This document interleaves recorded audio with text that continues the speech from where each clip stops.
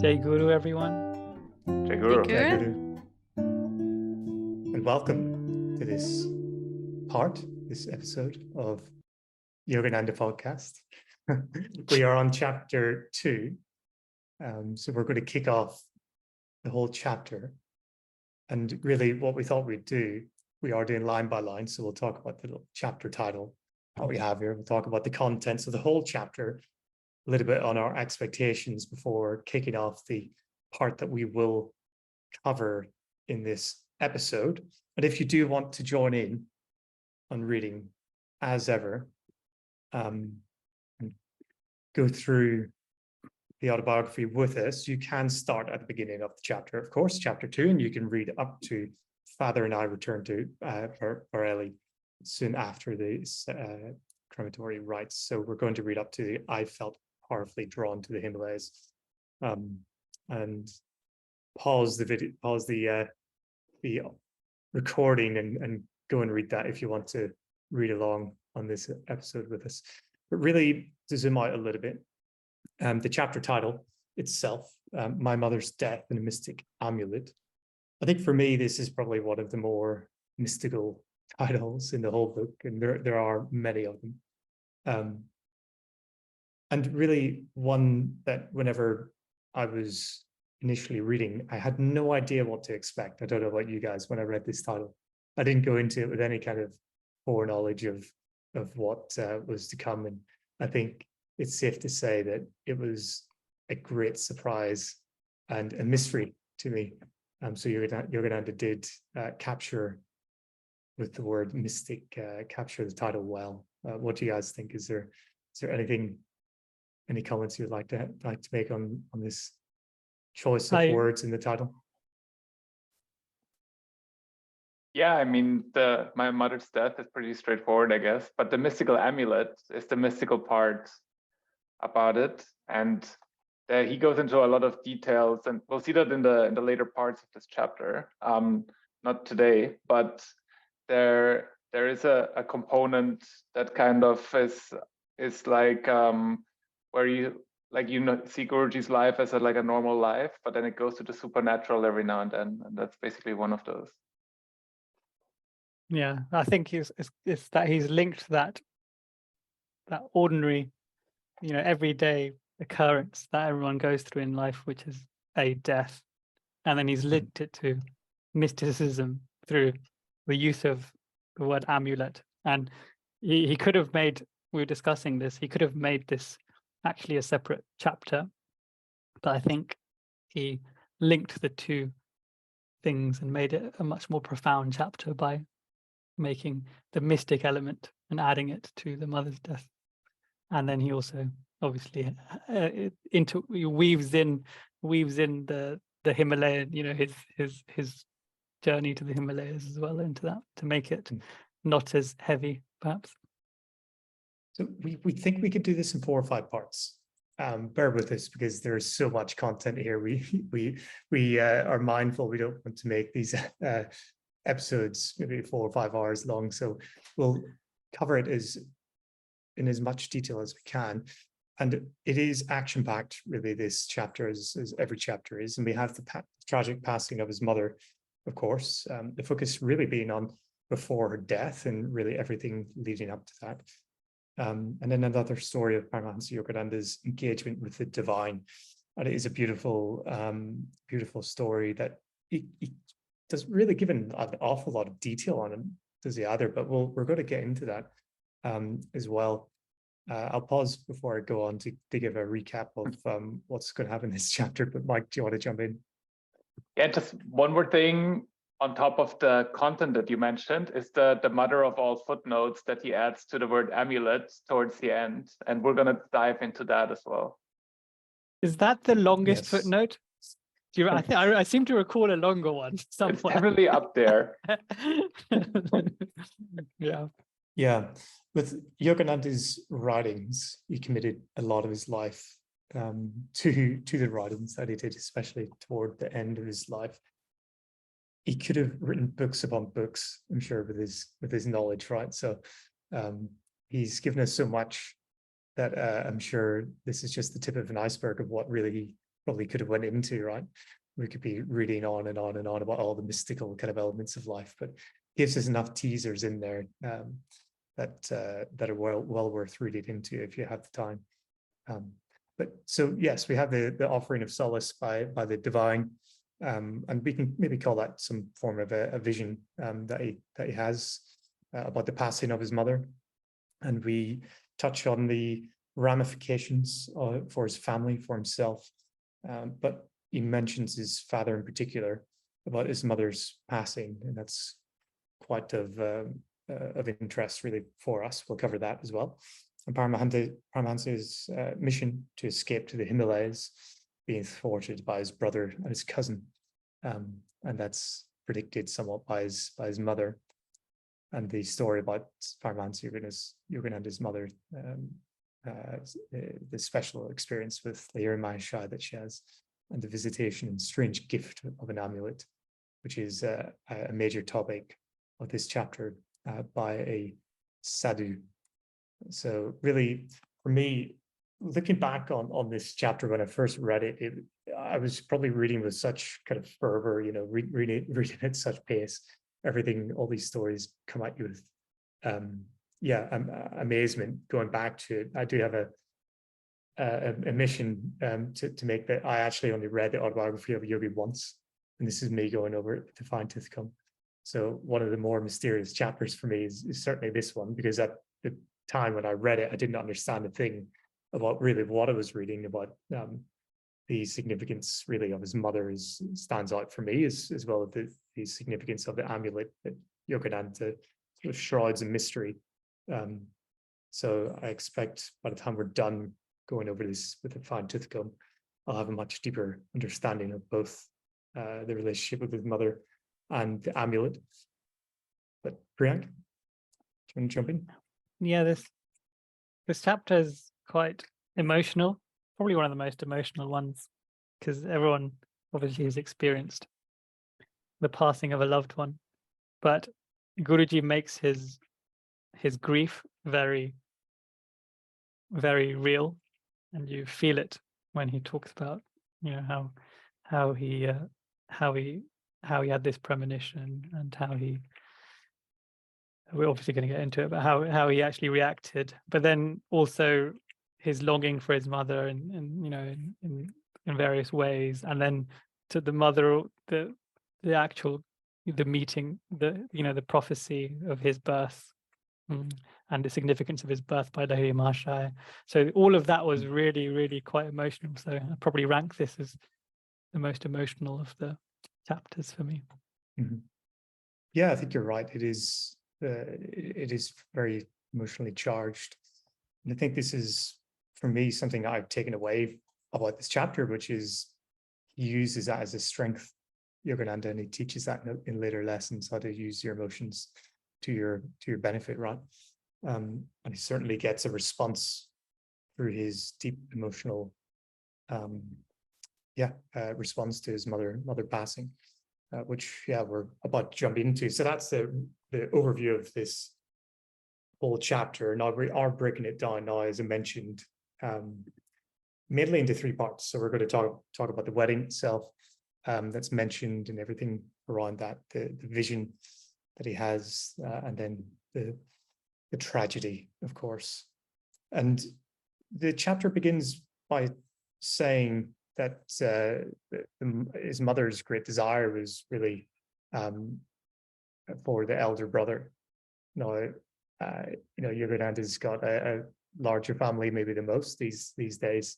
And initially, when I read that, I thought, wow, the mother hears the mother saying that she'll find heaven on earth when she beholds the face of Ananta's wife. And Yogananda there, he's thinking that he's going to go down the monk route and not marry and things like this. So I wondered how young Mukunda at the time would have digested this information. It seems like pretty well in general. He's just as wrapped in joy as his mother is.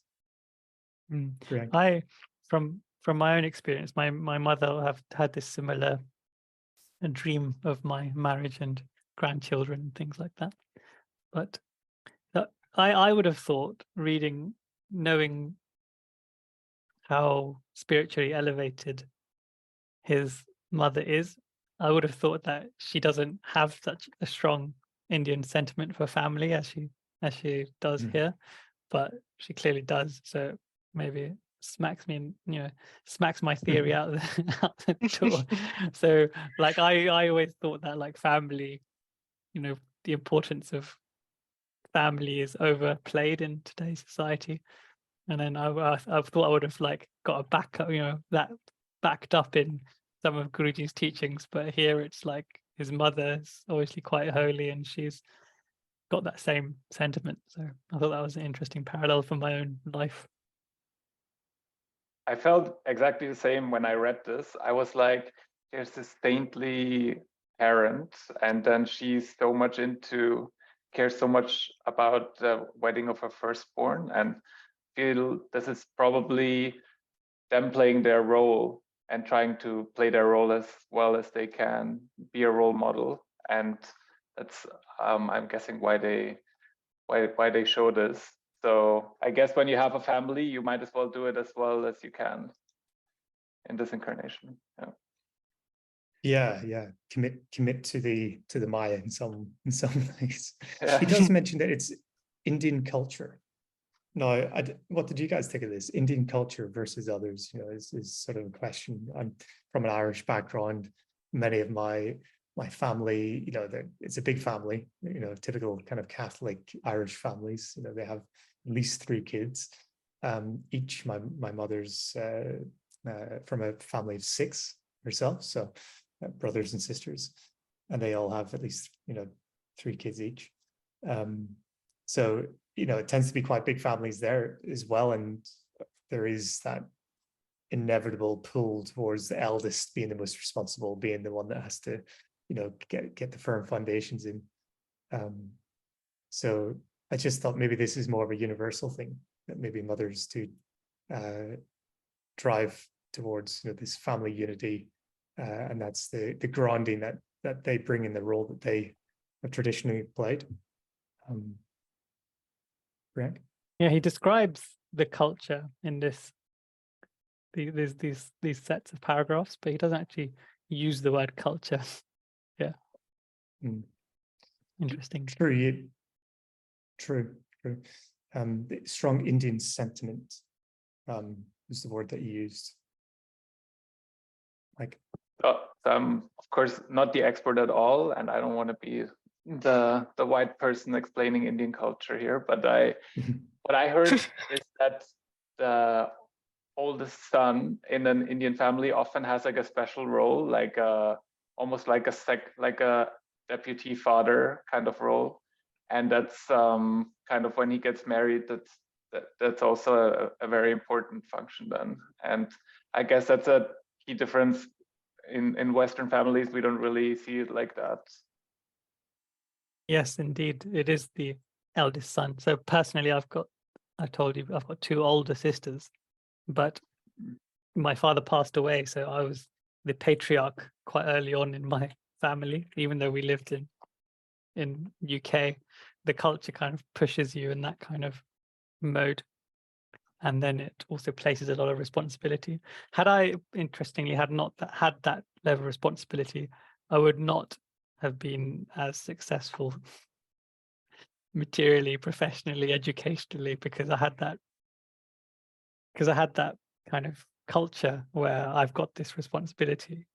I made sure I succeeded in my professional life, shall we say. That's something you have in common with Bhagavati, Priyank. He also lost his father early and then had to pull the whole family through, and I guess you had a similar story. Not as difficult. He seems to have gone through a lot of hardships when he was a boy. Yeah, we covered that in good detail in the last chapter. So if anybody didn't see that, be sure to check it out if you want to learn more about Yogananda's father and his journey. It is super interesting. But Yogananda, meanwhile, he was 11 years old, as described here, where his brother Ananta's betrothal was being organized, and he was with his father. And I thought it was noteworthy here that his mother was in Calcutta and she was very happy supervising, helping to organize the wedding for her beloved eldest son. And the father was with Yogananda in another city altogether. So they were quite far apart. And obviously we know what's around the corner, what's about to happen. And I thought, well, here's another instance where Yogananda's almost spared the experience of being, I guess, in proximity to death with the ones that he loved and loves very dearly. So I thought it was certainly noteworthy that he was with his father at this time. In this case, it was actually like Bareilly is like 300 miles away from Calcutta, from what I can see on the India map in the autobiography. I'm estimating, of course. So physical distance is significant in this one. Mm-hmm. Yeah, as we're about to see. Now, in the text goes on to talk about Indian weddings, and I was reading this, and you can really get the impression about the ecstatic sort of joy, expectations from the family. It is a real show, isn't it? And it's quite opposite to maybe modern day, UK weddings, where I'd be more familiar with, where people are downsizing everything to such a degree with COVID and everything. It's like these miniature weddings are a thing now in many parts of the country. But this is a very extravagant, elaborate, wedding. And as far as I'm aware of Indian weddings, it's maybe a bit more atypical, yeah. And just thought to myself, I wonder why. Like, was that always the case? Did this develop recently? Such a joyous, splendid, elaborate day. Frank, can you tell us anything more about that? I'd call it. You said atypical. I thought in your perception of an Indian wedding, this is typical, no? Oh, sorry, yeah. I missed. Oh, okay. You're right. Okay. Thanks Yeah. for pulling me up. No. I thought you were making a different point. That's why I asked. No, it is very typical. My wedding, excluding the 3 bands, I only had 1 band. Really?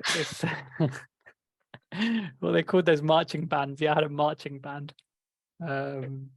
The procession that he describes, like the going from where you are to go pick up the bride is like a massive procession.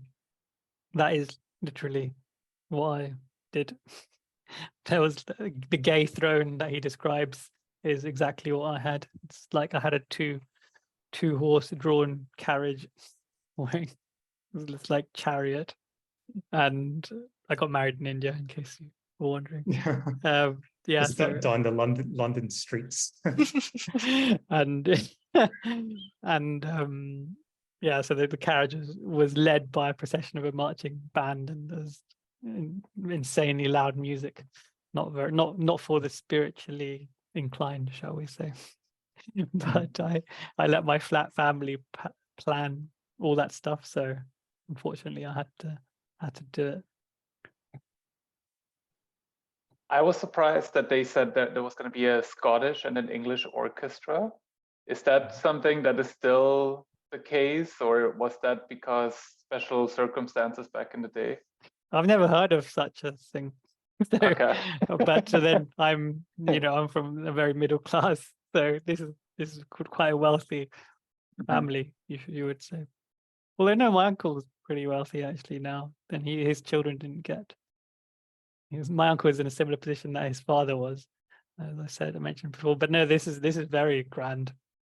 So especially in those age days. And something that I looked at, he's got these orchestras, of course, as we mentioned. He's got the professional entertainers, it's plural. So you can imagine the variety there that might be there would be pretty extravagant by the sounds of it. And priests. Now that's plural. Now, typically I would be used to weddings, maybe having a priest or a minister or somebody giving the rites, but one person.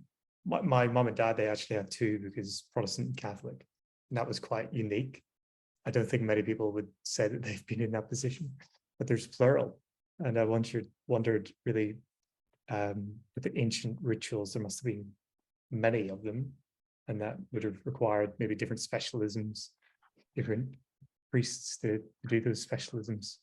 So there's many. It's a multiple day affair, and different days have a different ceremony or ritual, and hence you may have different priests. And especially like the girls' side would have a priest from their family, you know, the deities and the way they offer their worship, and the male side would have their own. So there's various priests that are doing various things during those multiple days.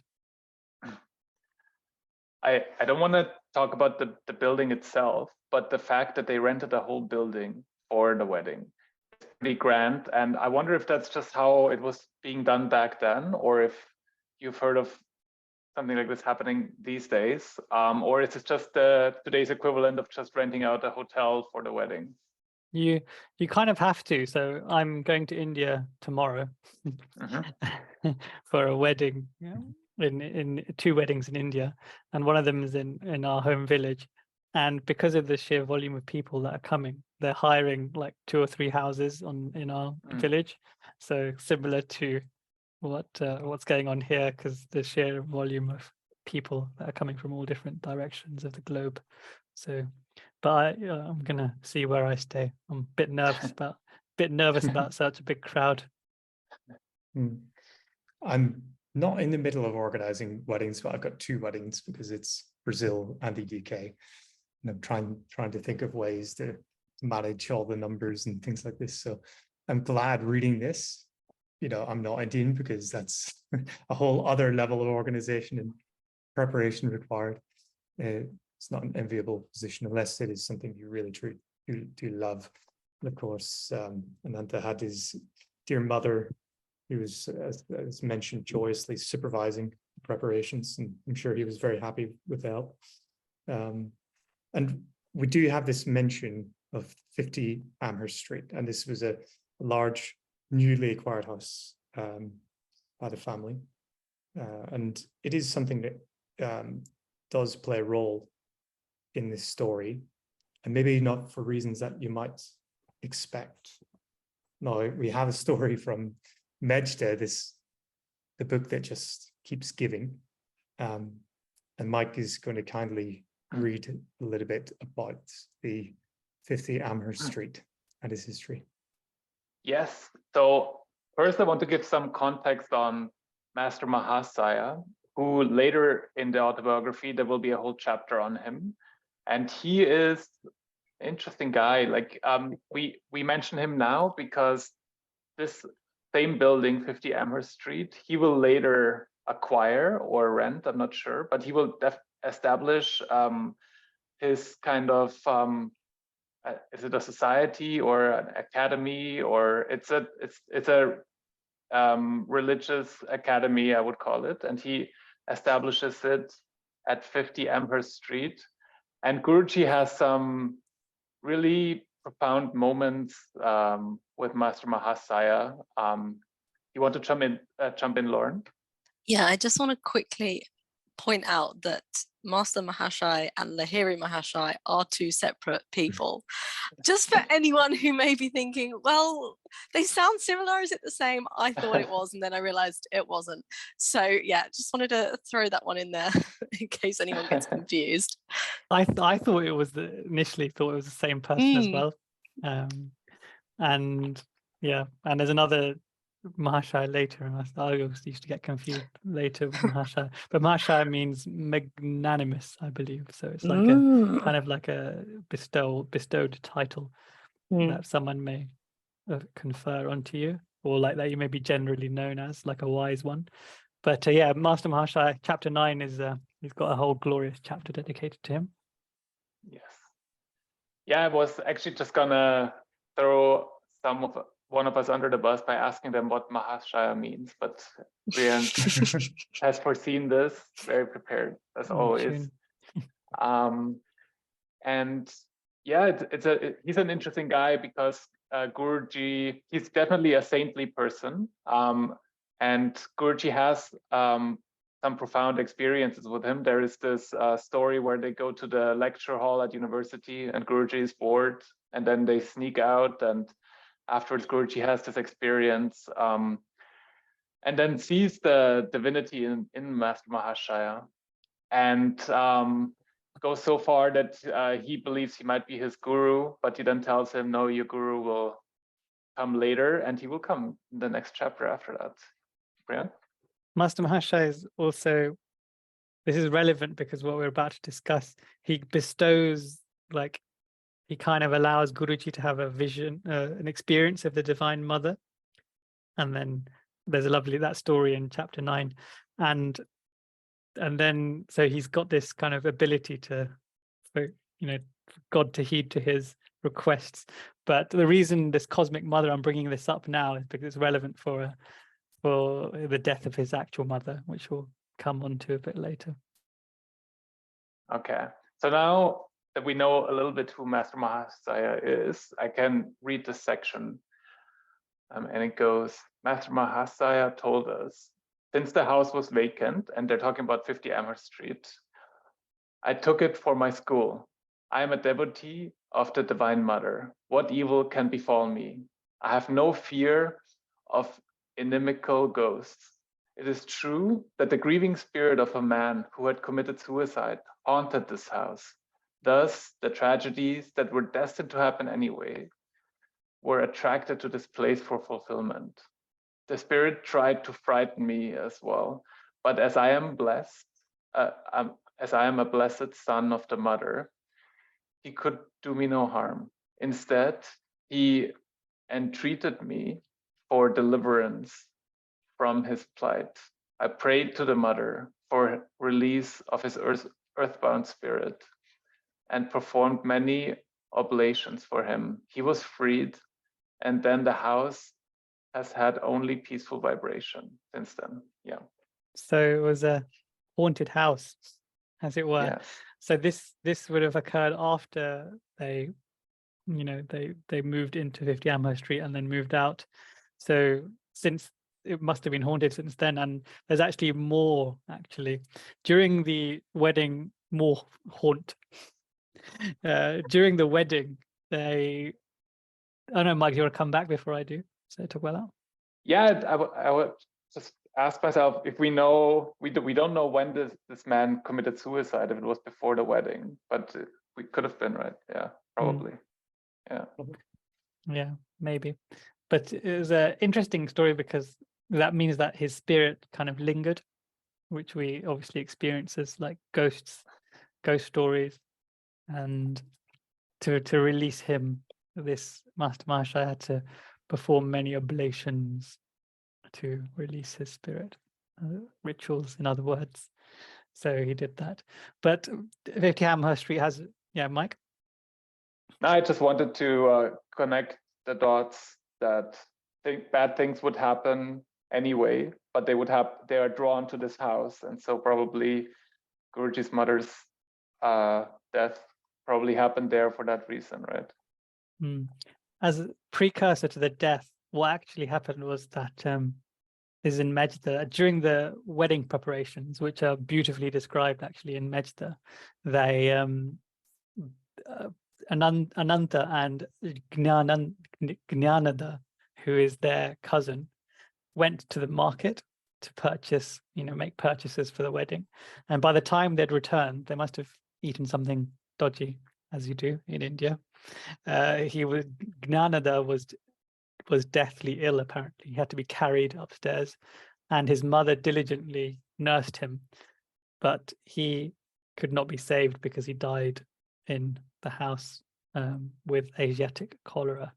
And because his mother was nursing him, selflessly and unconditionally with faith, she also came into close contact with him, and then that is how she contracted cholera, Asiatic cholera. It's pretty insane how quick this happens, right? Like you go to the market and you come home and you're already so ill that people say you can't be saved. It is pretty quick. When you have something dodgy to eat, usually your stomach growls, doesn't it, straight away. Yeah, and it leads us into the next part of the conversation, which is the vision, and really part of this that we're going to talk about is the dismissive nature that his father has towards Yogananda, because he claims, Yogananda's father claims that your mother, can't be dying, and we're going to go into this in detail now, but she's in perfect health, she's in excellent health. So, that kind of gives that context as to why that happened. But in general, him and his father, as Yogananda describes here, were in great spirits. But then as the death ultimately did happen, Yogananda had this ominous vision. So that came on quite quickly, as well, quite suddenly. Now, sorry. Yeah, before the vision, there was a very interesting wording. He said he was awakened by a peculiar flutter of the mosquito netting over the bed. He said the flimsy curtains parted, and then he saw the vision.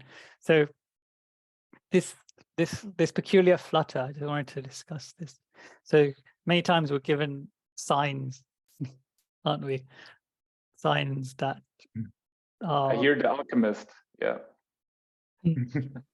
I was thinking about where my affinity for signs is coming from, but you're right, Mike. It must be Paolo. Good old Paolo. Coelho.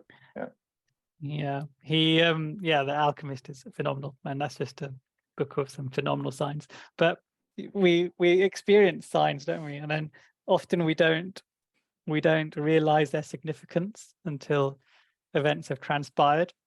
But if your intuition is good and you've been doing your kriyas every day, then God will talk to you. God and gurus will talk to you through those signs. And this sign was simply a flutter. So he had this vision, but he was alerted and awakened by the peculiar flutter of the mosquito netting. And I don't know if you guys have been in bed with mosquito netting that goes over you, but it's not very nice. But you have to do it because Chris knows the mosquitoes are deadly. Yeah, unless you're not in mosquito consciousness. Yeah. Yeah. So I do have some experience with mosquito nets myself, and the whole extremely hot weather and sleeping in places that would help cool you down. And it is very romantic. And Yogananda no doubt would have been enjoying that evening that he was having with his father, I'm sure. They were in gala spirits. He describes it very poetically, and very beautifully. But as he would soon see, that the vision that was to come was quite, as he describes, an ominous one. But before we jump into that, Priyank, do you have something? Are you now, Chris, going to watch out for peculiar flutters? I look out for everything in my life. So some signs are more obvious than others. But when you were living on that boat, did you watch out for peculiar waves?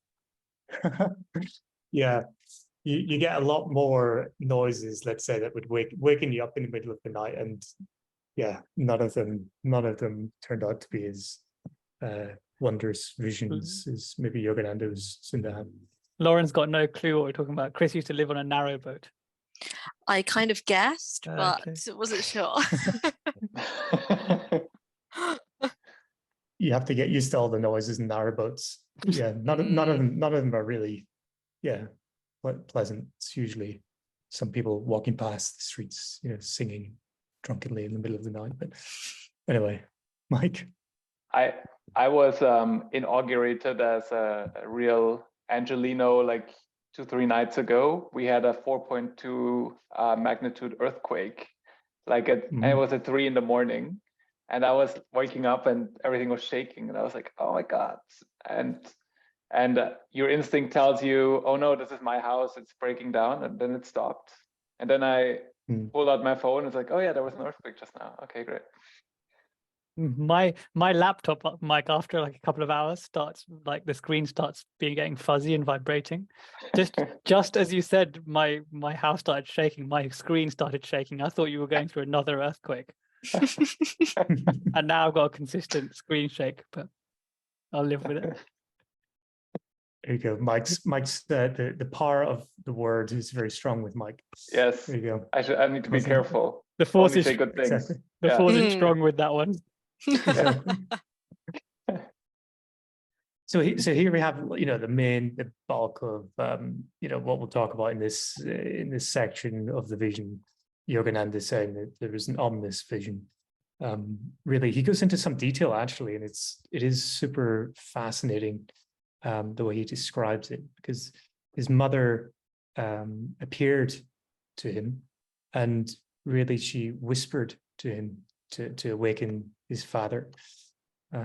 And directions, quite specific directions, to take the first available train, at 4 o'clock in the morning, and rush to Calcutta if they were to meet. And he describes her looking like wraith-like, so not fully formed, not fully manifested or anything like that, but certainly there in his vision. And before we kind of jump into the response of his father and everything there, I just thought, how interesting is this section? Because it's just a couple of sentences, but really from that, what does it tell us? The strength of the relationship with his mother is maybe something that you could take away from it. She simply states, "Awaken your father." So would she have seen what was going on in the environment, that the father would have been asleep? That she intuitively sensed, she could understand the environment in some way, but it's very specific, isn't it? To instruct Yogananda in this way. I just thought it was exceptional, really very, very interesting for Yogananda to give us this explicit information. But Mike, what's your take on it? I was always thinking, if you are like married to someone, that this would be the closest person to you, right?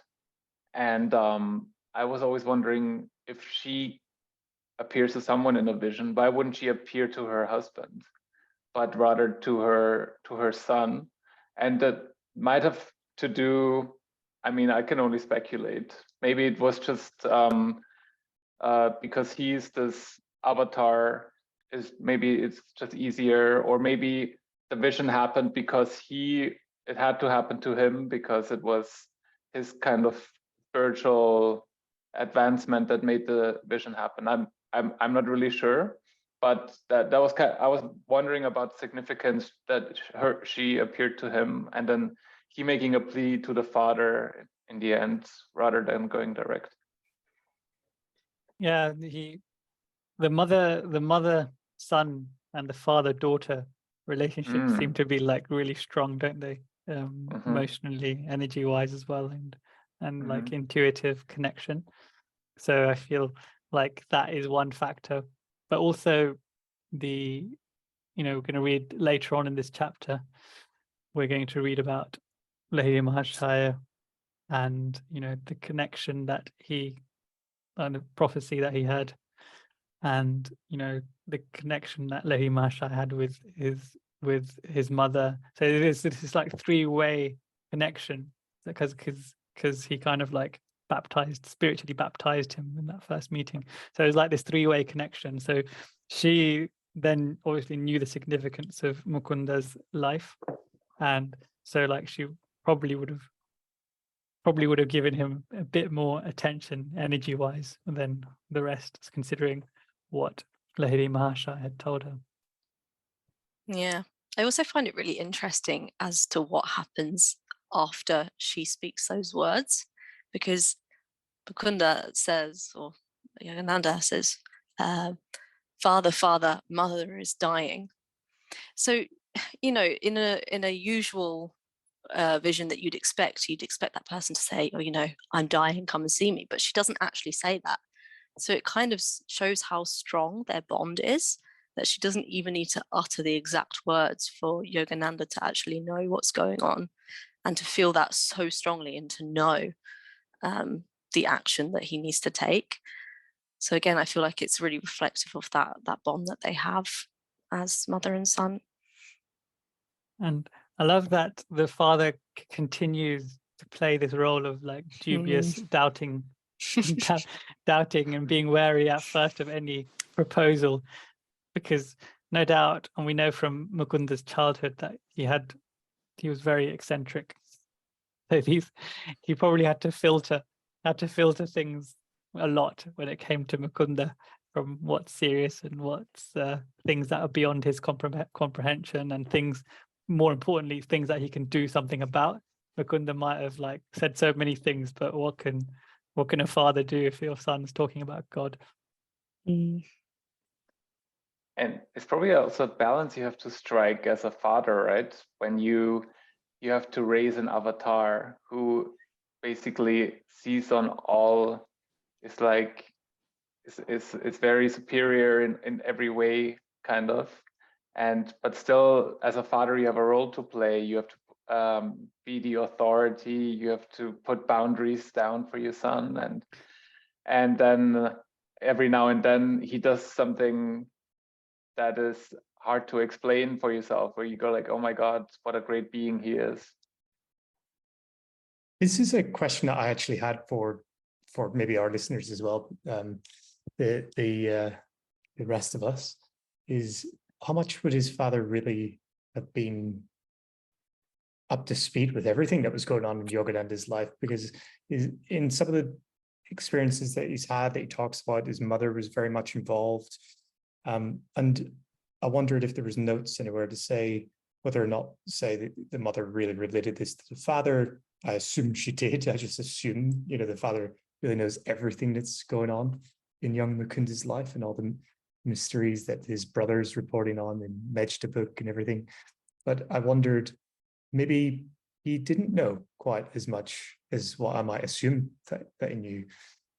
Because you would think that, given his experience with Lahiri Mahashaya, his initiation into Kriya Yoga, I'm surprised to hear really that Yogananda is reporting that he was dismissed by his father to have this vision. I was really surprised by this. So I can only kind of think to myself, well, maybe he didn't think that the powers of visions were really that strong in Mukunda. Maybe he wasn't as aware. What do you guys think? I think that he was aware, but there's nothing he can do about various things, because this was like at midnight, and what can he do? Cause chaos to try and get back. But I reckon Mukunda was often, and we know from Mejda that he had many eccentric experiments, shall we say, and we're going to talk about one of them a bit later in this episode, and then his father with a lot of capable spiritual power, was able to correct things and alter what was happening for Mukunda, and then warn him and things like that. So I think he was very in tune and very spiritually adept, so he would have known. But in lots of instances, there's nothing that he could have done. This is just my hot take right now, because I really don't know, and I would assume that both of his parents were very spiritually advanced, or even avatars, but they also played a role. And I feel like up until, as long as the mother was alive, I mean, Bhagavati found Lahiri Mahashaya through his colleague, but I feel like the spiritual authority in the family was the mother. And then once she passed away, they also say later that the father became more reclusive and meditated more, and he maybe turned into the spiritual authority maybe later on, after her death. And I assume that it was a traumatic experience for the kids that the mother passed away, but I'm guessing it was also for the husband, and that he might have turned that into a new zest for like a spiritual longing. Possibly. That's just a hot take. It's not, I can't back it up with any books. We like hot takes here, Mike. Yeah. Events do change us though, don't they? And they do push us towards certain ways on our path, which can be very useful. But yeah, something that struck me when I was reading this is, obviously we can only speculate. We will never be in his father's mind, so we will never truly know really how they experienced their son or what they thought. But for me, it's quite reflective of how children are often dismissed, and what they have to say is often not taken into full appreciation and consideration, when actually, you know, they do say that children are closer to God and spirituality because they're so unfiltered. And I find it really interesting that this happens to him as a child. It's like a lot of us, I'm sure we've all had experiences where we've expressed something to an adult and it's been, you know, thrown away. But in this instance, it was quite an important vision, wasn't it? And one that really affected all of them in the end. And I do actually wonder what would have happened if his father did listen, but obviously that was not meant to be written in the course of time. So I need another name for devil's advocate. Who can give me one?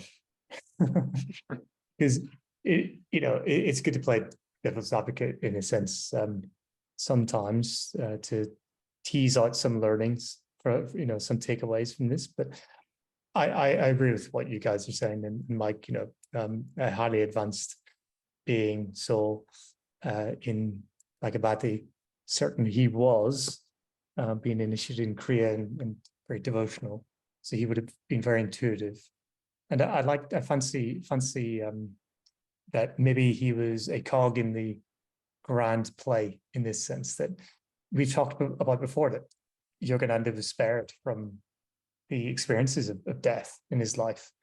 And maybe this was him acting this super conscious, subconscious way to spare Yogananda from this death. Like I have this fanciful idea that maybe he's, the hand of God is working through him in this way, whilst it's, maybe harsh and seemingly quite strict or stern, but actually has this grander part to play in Yogananda's unfolding. We see this repeating throughout his life, that he's spared these experiences. So I like to think that it's a good thing that he was a little bit more stern in this sense. But there is a topic then of hallucinations or visions, because his father obviously accuses Yogananda of having a vision or having a hallucination versus the vision that we see he actually had. And how do we know when one is real and one is fake, and how can we train ourselves to know these things? They're mysteries to me, but we did a little bit of reading, and there's a excerpt from God Talks with Arjuna that Paramahansa Yogananda does give a bit of a warning that Priyank can kindly read out for us. A necessary warning to students is a quote from Yogananda. Do not think you are spiritually advanced just because you have heard a lecture or read a book on cosmic consciousness, or because you fancy yourself to have attained it, or because you have experienced astral visions. They are entertaining and enlightening, but still in the domain of matter. Yes, and that's Yogananda's words to say, visions, they exist. You can see much in life, but don't get too distracted by this. Keep your attention where it should be. But there were many instances that Yogananda had visions, and he did share many of them with us, and not all in the Autobiography of a Yogi, because it would simply be too much to all add into this book. But in other books, The Man's Eternal Quest, there's a great vision that he talks about Krishna and Jesus. And I thought it would be nice for us to read this one. Lauren, do you want to kick us off? And this is Yogananda's vision whilst he was in Boston. A few years later, in Boston, I again saw Jesus. I was meditating and deeply praying to God because I felt that for 3 days I had forgotten him. I had been so engrossed in fulfilling the responsibilities he had given to me. I told the Lord, I'm going to walk out of this work. The right attitude is to love God and love his work because of him. Those who do missionary service but never make the effort to meditate or commune with God never find him. Because I felt that my activities had taken me away from God, I prayed, Lord, I will go away. I will not remain in America and do your work unless I know you are with me. Then a voice came through the ether like a beam of light. What do you want? You cannot go. Many times in my life, God has thus prevented me from carrying out my desire to run away from my duties to this cause, to be only with him. I replied to the divine voice, let me see on a sea of gold, Krishna and Jesus and their disciples. Even as I made this inward request, I saw those divine ones coming toward me. It is a hallucination, I thought. If the person meditating with me sees this also, then I shall believe. Instantly, my companion exclaimed aloud, oh, I see Christ and Krishna. Then I rationalized. This is thought transference. I was doubting and praying to God to help my disbelief when the voice said, when I leave, the room will become filled with the fragrance of the lotus, and whoever comes shall notice it. As the vision vanished, the whole room became permeated with a marvelous lotus essence. Others entering the room even hours later noted the aroma I could doubt no longer. Such a great excerpt, isn't it? That Yogananda is there having this miraculous vision, this great interaction with the divine, and yet he's challenging, saying, "Hey, I need more. You know, I need more. I can't believe what I'm seeing. I need confirmation." And he gets it, doesn't he? And not through himself, but through a third party that really does affirm for him more and more. But he does challenge it. He doesn't just believe, you know, blindly, immediately what he might see, which is so great, isn't it? Very, very, very good lesson for us all. Like, so the kind of criticism that Guruji has when he has this vision is so interesting, that he goes, oh no, this is just a hallucination, or no, this is just a thought transfer. It's like, I wouldn't never come up with this, and I wonder if any of the readers would come up with this. And for me, the only conclusion why he puts this in the book is because in a higher age, people will read this, and for them, they might rationalize it like that, because those might be things that are more common than they are now. And visions were, as we've talked about in the previous part, was quite common in an avatar's life, such as Yogananda's. Yeah, when Sri Yukteswar appears to him, he also tells him like, oh, you're not really here, it's just a vision, and then he has to touch him to tell him he's here, right? So. Yeah, it's hard to distinguish the reality. I mean, this is a really interesting one that he wants to see, you know, Jesus and Krishna in the sea of gold, you know. what a vivid imagination. I certainly wouldn't, I don't think I would have come up with something so colorful, brilliant. And as Priyank, have you had any hallucinations recently that you mistook for visions, or vice versa? Hallucinations? No, never had a hallucination. But had some other things that are akin to it. But let's not go into that. Okay. Wonderful. Yeah. If you're blessed with it, as Yogananda says, yes, they occur, but let's focus on other things. So that's part of the vision in this chapter. We probably could talk a lot more about that, but really moving on to the next topic of the tragedy which does befall himself and his family, which is his mother passing. And really he describes that himself and his father really leave upon getting news on the morning after Yogananda's vision to confirm that his mother was very ill. They leave to get a train to go to Calcutta to see the mother. Now his uncle, it's interesting that includes this part to say that his uncle was there and provides some solace to him, that he doesn't receive all that well, because he doesn't believe the uncle's words that she's indeed alive and okay. But there's a hurried journey then for Yogananda and his father across, I think, as Priyank said, 300 miles to get to see his mother. And here he says something quite shocking, actually. I'm not sure if I really picked up on it the first time I read this, which was he was to hurl himself on the railway tracks. And this was a determination that arose within himself. And I just thought, wow, this is an emotionally charged part of the book, and something that Yogananda is very open with. He's sharing with us, the emotions were running so strongly within himself that he couldn't imagine a life without his mother. That just really shows us how strongly he felt about his mother and how close he was to his mother. He qualifies it by saying that her solacing black eyes had been my refuge in the trifling tragedies of childhood. Earlier, he talked about the kind of the helpless humiliations of childhood, but here he's talking about the tragedies. Before we talked about his inability because his small physical body and his mind, being his mental capacity being small at that time.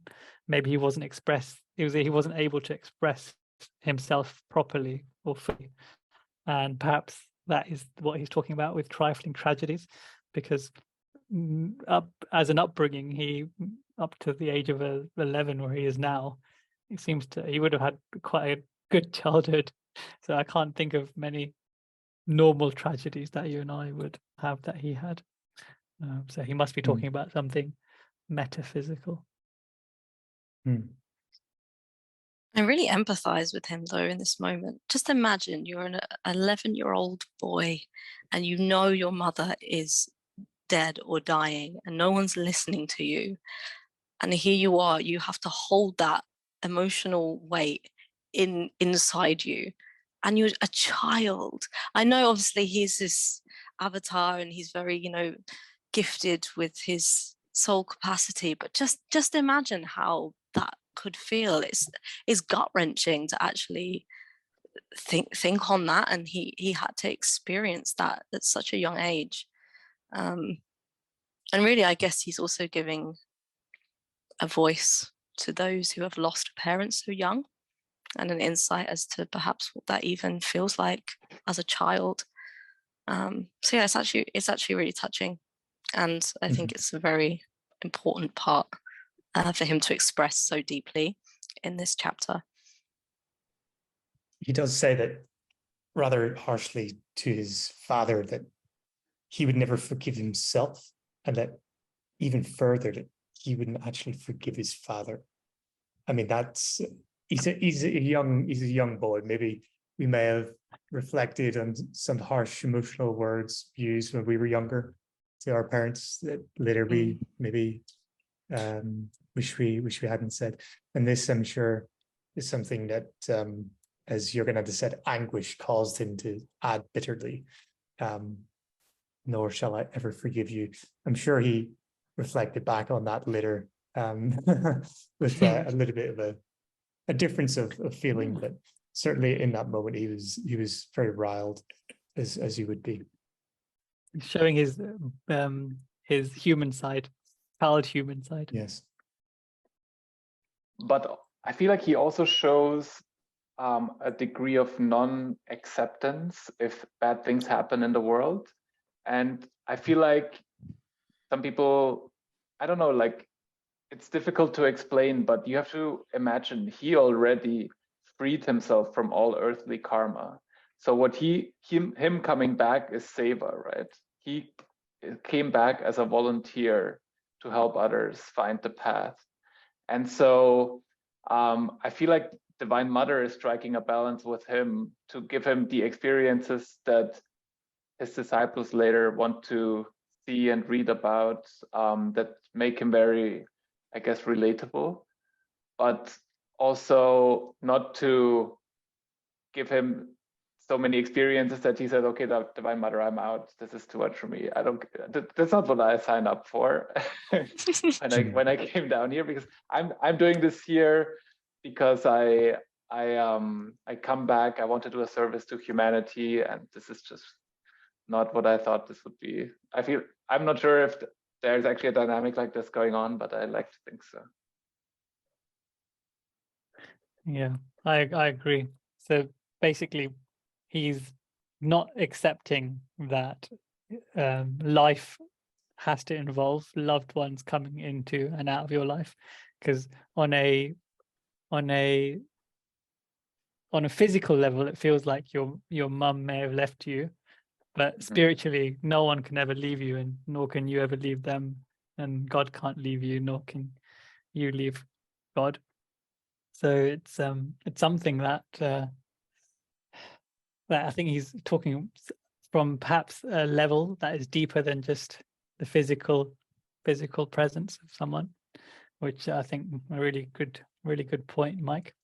But in Mejda, this story, where he kind of in the autobiography, he kind of says, they reached the home and it was only to confront the stunning mystery of death. And Mejda, he talks a lot more detail about this, and we'll talk about that in a minute. But interestingly, they met their uncle along the way, and he asked his uncle, like, where is she? Is she alive? And then his uncle kind of like tells every kid what they want to hear. Just tell them, yes, of course she's alive. But young Mukunda did not believe him. And wondering why the uncle is added to this narrative. Doesn't really, on the first glance, it doesn't really add much to have the uncle there and giving him this false sense of assurance, because we knew that to either him to be lying or completely wrong, because just offering him some sort of solace, which is what parents do. Perhaps we shouldn't do. Shouldn't lie to kids because we think that they can't handle it, because he's going to have to handle it, and he did not handle it, did he, very well? Perhaps this may have been because his uncle kind of lied to him. His uncle said that of course she's alive, but he wasn't. Chris? I like to think, Mike, what you just said, that Yogananda went through the experiences maybe for a lesson to us, right? That as humans, maybe not on the level of Yogananda and the gurus, many of us are quite emotionally led through life, and Yogananda went through these very emotional experiences and was able to use them, as we see in this next paragraph, to storm the very gates of heaven. And how many of us can say that we've been so productive with the high levels of emotion that we've experienced in life. And he cried to Divine Mother, and Divine Mother answered him. So that's before we get there, I just wanted to talk about how his reaction was. So he kind of, I don't know if are you going to get there, Chris, or should we come back to that? Or should we do it now? Sorry. Yeah. Oh yeah. So he said he collapsed to an almost. So it's quite the wording is really profound. So as they reached, it was only to confront the stunning mystery of death. Really powerful words. The stunning mystery of death, and then to make the message hit home, he says, I collapsed into an almost lifeless state. And in Mejda, guys, if you scroll down on that, I've found some bolstering material from Mejda for this. Lauren, do you want to read that section? It's very interesting. It says, Father and Mejda did not reach Calcutta before Mother died. Mejda had a strange premonition when he came into the house on Amherst Street. He called out, Mother, Mother, we have come, and frantically asked, where is she? Those in the hallway broke down and began to wail. In a frenzy, Mejda turned to dash out of the house, shouting, I will get her. I will bring her back. Ananta caught him and held him to his breast. Mejda cried, release me, and collapsed, unconscious. Mutely, Father stood watching Mejda, stunned by Mother's death and Mejda's foreknowledge of this tragedy. It's very interesting, isn't it? Because you know, is before that he knows, but it's like in this moment he doesn't. In a way, it's like it's finally hit him, hasn't it? And he wants to stay in the like a state of disbelief, or like it can't be true. Yeah. So he's like, it's very sad, isn't it? Yeah. He kind of like becomes unconscious, and Ananta has to like kind of restrain him because he's like running out of the house as an 11-year-old boy. It reminds me of the story that we're going to later go into with Sri Yukteswar and the passing. And the idea was that it was almost better that he was there, because he may have actually held back the necessary passing of the soul, because of his deep prayers and his the sheer power of his prayers might have actually blocked something that was preordained. Yeah, and he oftentimes like, I guess in this young age not, but later on he kind of, when something happens, he feels like, no, I'll bring them back from the dead. And it happens a few times where he kind of is very determined, no, I'm not going to let this happen. And I guess sometimes it is like Chris said, it's just meant to happen right now. So there's just nothing you can do. I'm going to continue reading. Mother's death on Tuesday, the 26th of April 1904. After her death, many of our relatives wept at the mention of her name. She was not only an educated and pious woman, she was compassionate and understanding. Whenever we went to Ichapur to visit our relatives, she saw to it that we first went to see those of low income, lest they be in need of something or other. She always seemed to know beforehand what each one required, and took with her the needed aid. How she had such foreknowledge, I do not know. Yeah, noticed Indian women tend to have that this capability, especially like really motherly or loving ones, especially when guests come over. They have this innate capability of just seeing what the need is of the guest and fulfilling it even before they ask, or sometimes even before they come to the house. We're preparing things. My mum and my grandmother used to often do that. Yeah, well, great. Sorry, Mike, go ahead. I just find this a very beautiful virtue in people. And I remember the first time I went to Dakshineswar ashram, I first talked to a devotee who was from Kolkata, but she lives in Vienna, and she gave us some money to donate, but she was like writing us a list. So you have to say this much money is for this person for that thing. This much money is for this person. And then I remember when we came there, we had to write it all down, and it was very important that every penny was accounted for the right thing. Priyank quite rightly interrupted me earlier to bring back the logical steps, because indeed we had young Mukunda here confronting the mystery of death, as he puts it, collapsing into this lifeless state. And interestingly, in the same paragraph, he actually says that years passed before any reconciliation entered his heart. Now, I wanted to clarify here with you guys what really was meant by this, because yes, the following part is miraculous, that he talks about storming the very gates of heaven, as I mentioned, using this, strength of emotion that he has to get a response from the Divine Mother herself, which is an amazing read. But he said then years passed before any reconciliation entered his heart. So which came first, and maybe are we to read in this that maybe the storming of the very gates of heaven happened quite quickly around the death of his mother, but it wasn't really for many years afterward that this occurrence, that he actually had some reconciliation? I think years past is true, and we actually have to read that sentence and then read Mejda, because in Mejda it talks about his desires to, to experience the love of his mother again. And earlier we discussed Master Mahashaya.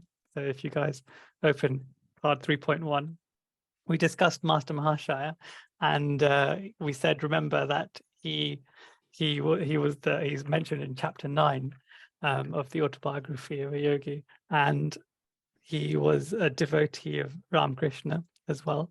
But he, Guruji and young Sananda Lal Ghosh would go and see Master Mahashaya, and they would offer their devotions to Mother Kali, who we know Mukunda was very had a strong affinity to, and so he actually wanted Master Mahashaya to share this joy of Divine Mother and give him that darshan. And in chapter 9 we actually see it. But he also, interestingly, wanted Master Mahashaya to help him experience or have the love of his birth mother again. And Mike, if you can read that section that I've got, this is pretty terrifying. So if you want to skip ahead 5 minutes now, I wouldn't blame you. So no, this is the rated R section now. Okay. On another occasion, we asked him if he would call our mother from the astral world to appear before us. At first, he refused, but we were persistent. Finally, he acquiesced. Come on. Come on a Tuesday evening. Come on a Tuesday evening, but you must promise to sit very still and not detain her for long. We readily agreed. The appointed evening found Master Mahashaya deep in meditation. We sat behind him without moving. For almost 2 hours, the great saint meditated. Then, without turning around, he softly said, "Look behind you and see who is standing in the doorway."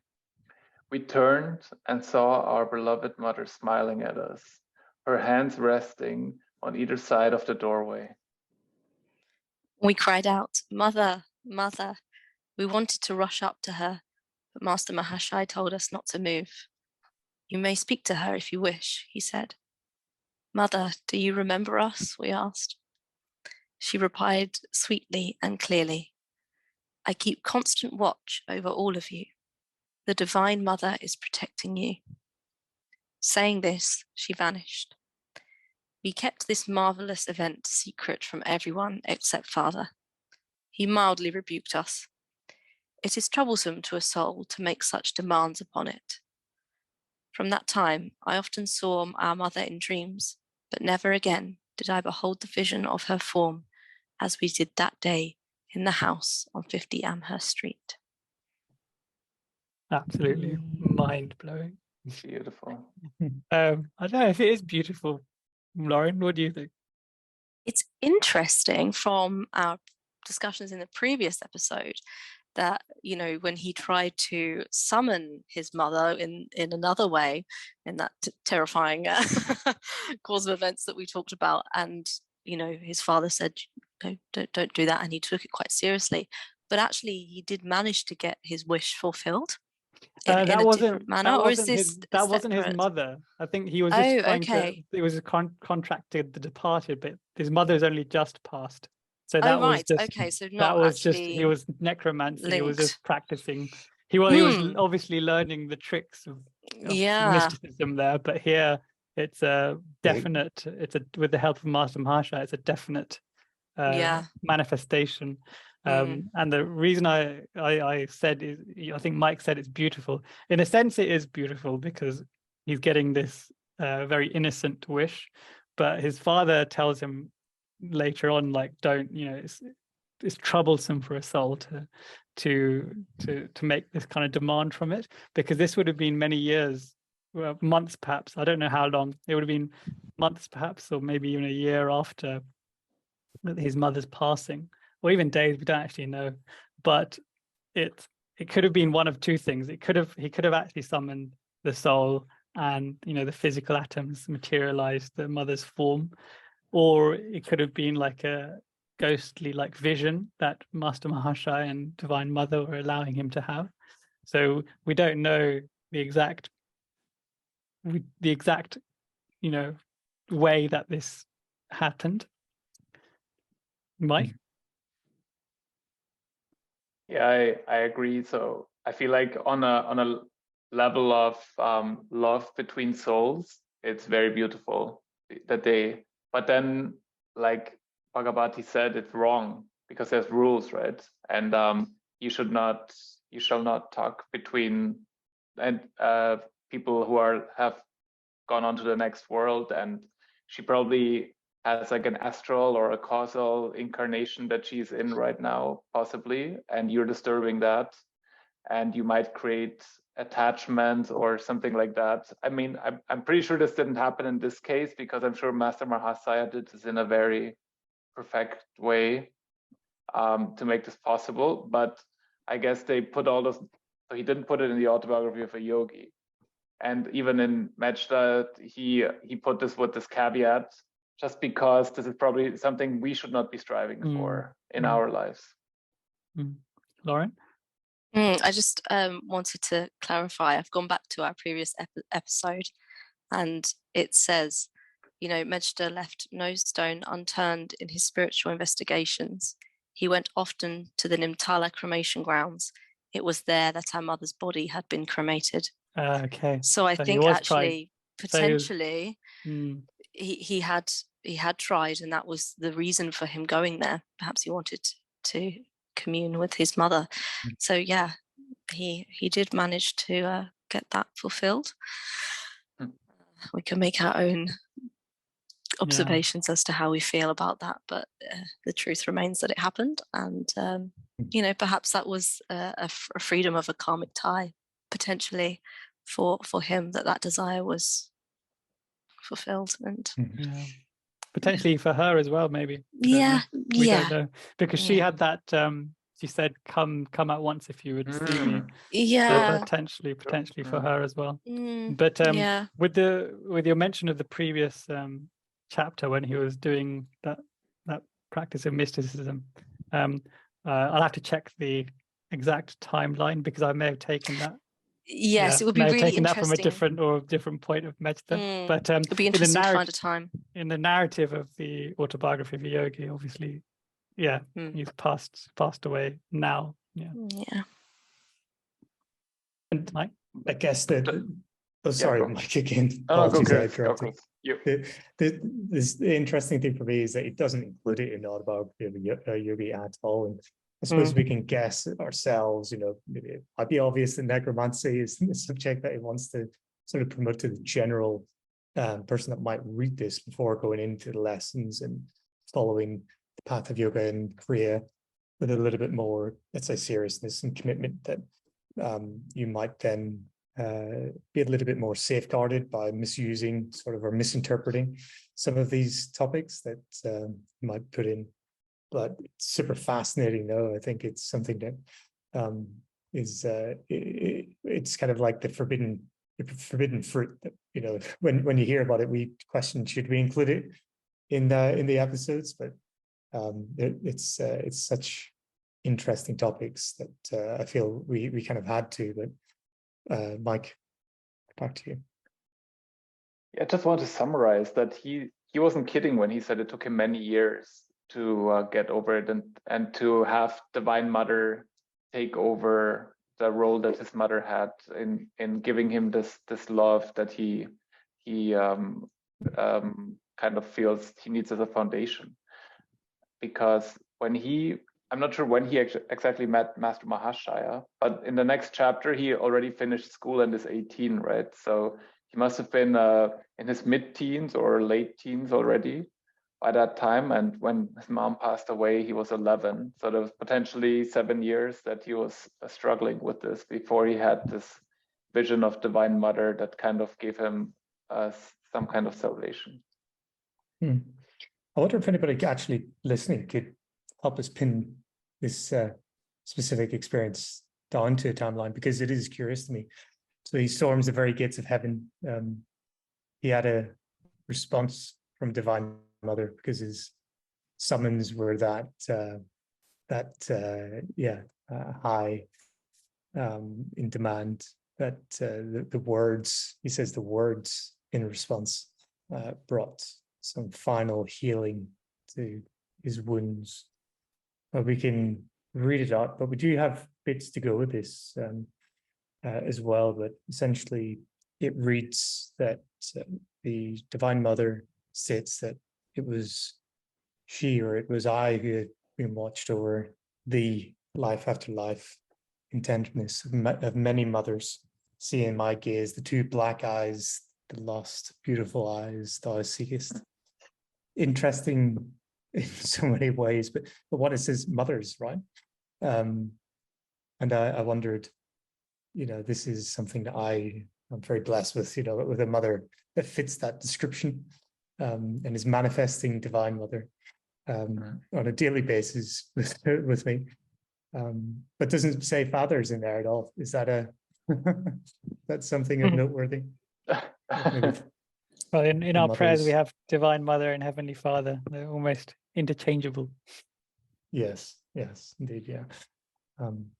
Mike? And we did talk about this earlier, right? That when we look for God as a manifestation of love, we go more to the mother aspect. I think that's also why Guruji does that. Mm-hmm. And we have a very beautiful poem written. Shall we read that out now? Because essentially we're ending this part of the chapter 2 with a paragraph that really talks about the return of Yogananda and his father to Bareilly in the morning. But Yogananda certainly was one with poetic skill. He was blessed with the ability to string together words in ways that were truly Shakespearean. Pardon the reference to anybody who's paying attention to previous episodes. And we have a poem from that maybe Priyank is kind enough to read out. It's a very long poem, so we're not going to read all of it out. So we can read one part of it out. Yes, it's about his mother's. It's called The Lost Two Black Eyes. Whence came the black-eyed light, flickering in my life a moment? Whither did it flit away? The twilight of many incarnations has burned in those eyes. Many lights of love dreams have met in the bower of yonder eyes. We'll put a link to the whole poem. Beautiful. And I think, Mike, you just quite rightly corrected us that 800 miles is Bareilly to Kolkata, according to Google Maps. So I think we said 300 before. So that's real-time corrections, which is great. Good spot, Mike. So it was a very, very long journey that they would have had to take, Yogananda's father and Yogananda. And so we see then Yogananda saying that they returned after the rites of the crematory that mother went through. And that it's early morning, he said that afterwards, every morning, that he made a pathetic memorial pilgrimage. And he says to a large Sheoli tree, which we can talk about now. But just before, it's very, very strong word, pathetic memorial pilgrimage, I thought, for reflecting on such a young version of himself, going through such pain, such trauma, that he used this word, but I suppose he has reason for it, in that maybe he didn't think it was of much use ultimately to his spiritual growth and to anything really, to his family. But he does make that word, use that word there. But he also uses the word Sheoli tree, and we have a little bit about this to read out. Maybe Priyank, would you? Yeah, I'll just summarize it. So the Sheoli tree, he's mentioned it 2 or 3 times in this chapter, actually, in the next chapter as well, in the next part as well. He'll talk about it. But the Sheoli tree has some spiritual significance in mythology, in Hindu lore and spirituality, and it comes up here and there in lots of different scriptures, the Puranas, and it's also named the parijat tree, and it's like this kind of sad. It's got this sad connotation to it, and perhaps this is why Yogananda is like using it in this context, sad in the sense of sorrowful, longing, lost, that kind of connotation. And it's used in 4 or 5 different examples in the gods and Hindu law, with Krishna and his consorts, and his consort not getting it, and her being a bit frustrated perhaps. And then there's stories of Narada giving Krishna the flower, and then he gives it to Rukmini, and then Satyabhama then isn't happy because she didn't get it.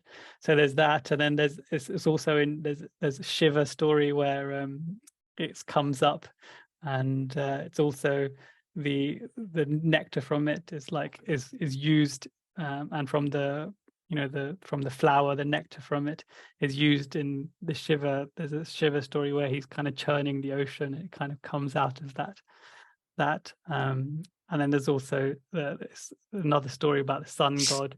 So I'll put a link to that. But there's lots of very poetic use of this flower and its meaning in various Hindu scripture.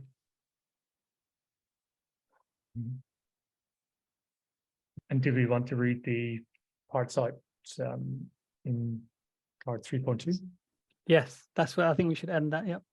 So this we talked about his mother's his mother's form, him manifesting his mother's form in his strong desire to experience her kind of love again. And Mike found some beautiful passages from where is it, from Man's Eternal Quest, is it, Mike? Yes.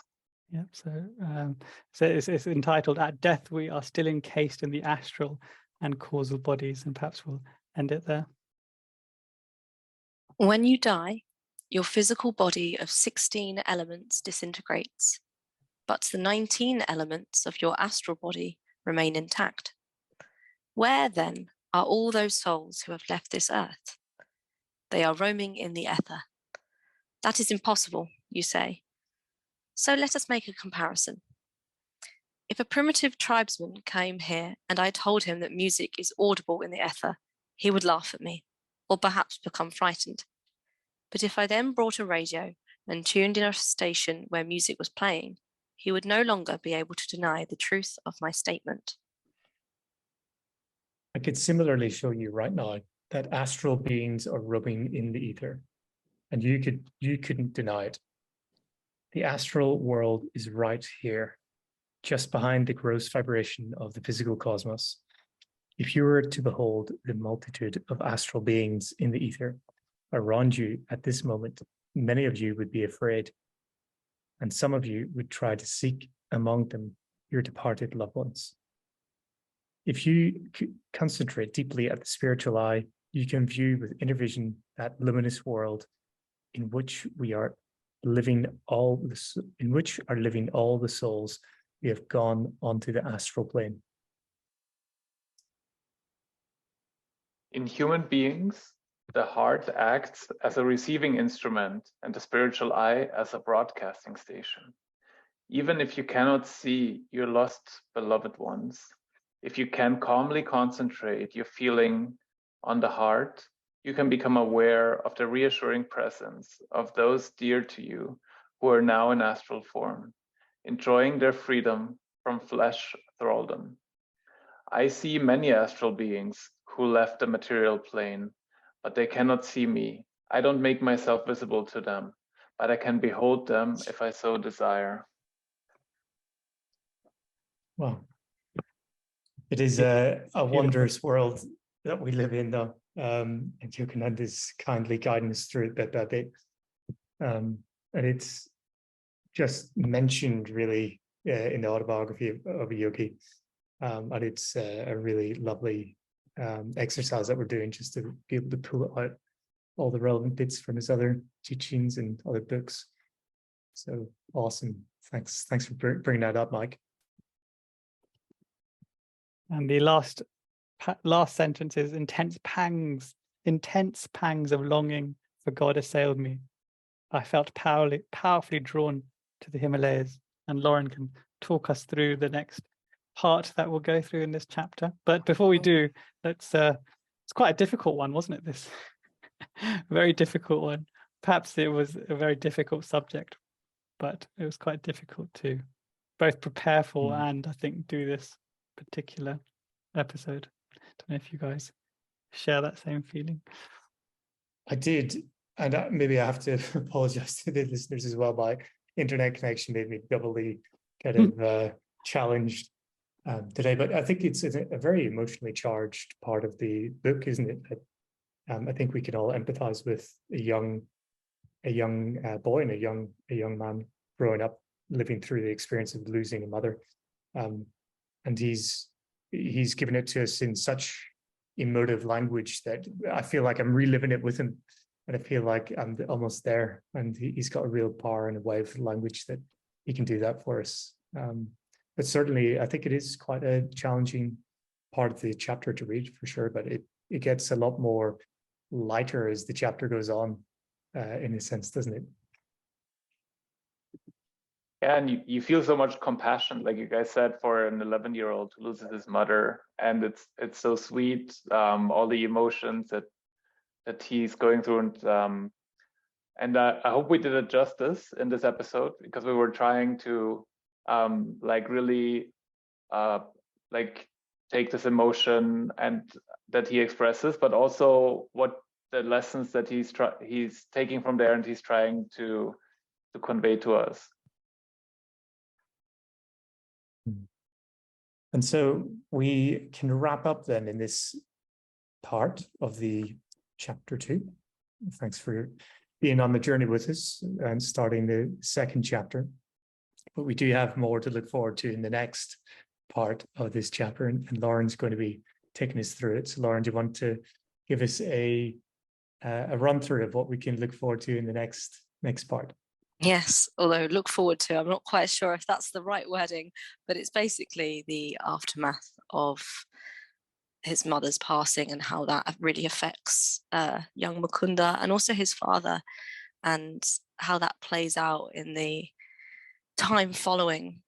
So it's very interesting. And again, even though it seems quite a brief passage of the book, it has a lot of teachings and wise words in there. So I look forward to having you all there with us and look forward to talking with you all about it.